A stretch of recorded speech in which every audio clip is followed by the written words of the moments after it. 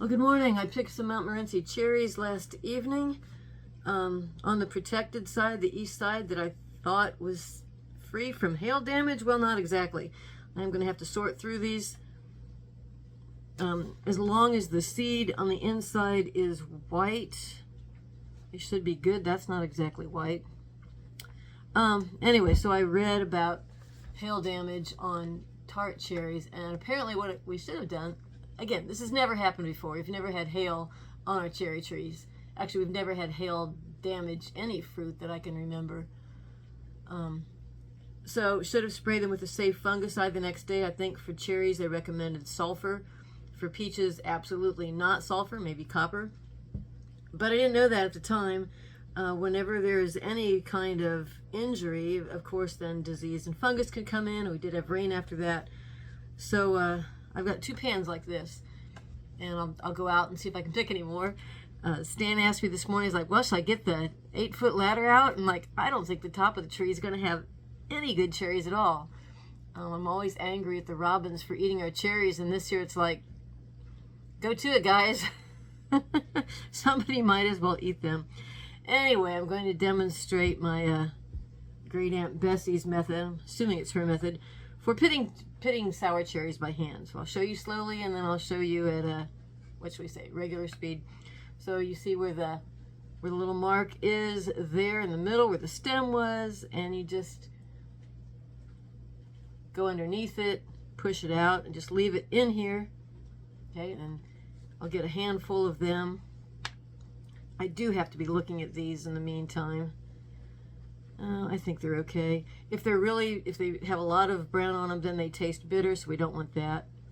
Okay, so once I get a nice handful of them, then I'll put them in the bowl, and then once this whole pan is done, I will strain out the juice, put the juice in with the cherries in this bowl, and throw the pits out, and we're good. Okay, now that was demonstration speed. Now I'll show you, if the cherries are good, how fast you can really go for this. Here's 1, 2, 3, 4, 5, 6, 7, that was a messy one, 8, 9, 10, 11. Okay, we have a nice handful. So just keep doing this until this tray is done, the other tray is done. I found my recipe for freezing cherry pie filling, which I think is 6 cups of pitted cherries, 6 tablespoons of cornstarch, and I will find out that amount of sugar. I think it's a cup, and I'll put that on the video here with a caption. Okay, this one looked a little bit. Okay, so there's just a teeny brown spot. Let me taste it and see if that's going to be.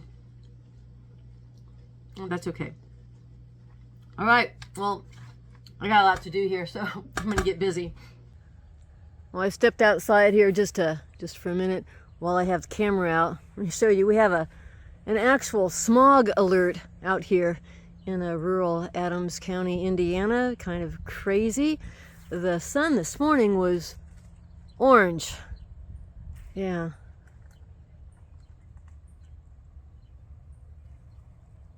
I think it's supposed to end at midnight, so hopefully we'll get to see some blue sky again sometime this week.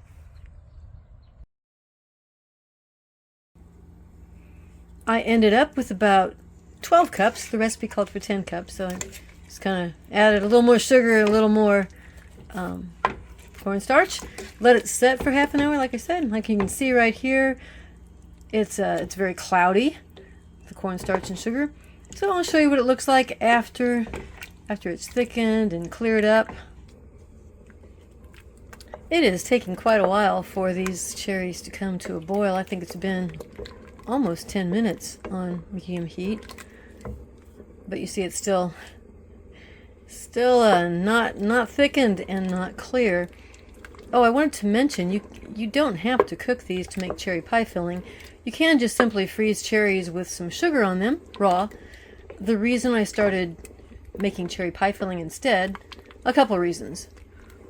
First, really the way I use it is just, on top of on top of yogurt or on top of pancakes and waffles. And so I don't really use these cherries in any other way except for thickened sweetened. So that way it's just convenient. The other thing is, not as bad as peaches, but if you freeze these tart cherries raw and then thaw them in the refrigerator, if you let them get completely thawed, they will start to oxidize, to turn brown on the top. So if they're cooked, you don't have that problem of having to throw away the top, 4 or 5 cherries that have turned dark. All right, I think it's starting to thicken. I'll show you again in a few minutes. So what are the advantages and disadvantages of growing these Montmorency as opposed to that little Carmen Jewel? Turn off the timer here. The Carmen Jewel cherries that I had. Well, the Montmorency gets to be a bigger tree, a lot bigger yields. The fruits are softer, not as sour, easier to pit. On the other hand, if you're looking for really beautiful cherry pie filling or cherry jelly or jam, the Carmen Jewel are red all the way through, which also means that the juice stains. But they're prettier, okay? They're firmer. I don't know if that's why they didn't get the hail damage that these Montmorency's got, or if it's just because it was such a small tree. I don't know. Your call. That's why we have one of each, I guess. Hey, look at that. Once they start cooking, then they're really cooking. Okay, as you can see here, it did make 6.5 pints. So 12 pints of cherries plus that sugar made 12 pints of cherry pie filling. Now I have 6 plus 4, about 10 pints so far. I don't know how many I did last year. I think 22. I think 22 pints of cherries last year. But hey, last year we did not have the hail. That last partial pint wasn't enough to freeze. It wasn't full. So I divided it in between these 3 half-pint jars. Added some of my homemade Greek yogurt, and I will keep that. Put that on the lid on that. Put that in the refrigerator, and this makes a great topping for waffles. Or I suppose you could just eat it as is.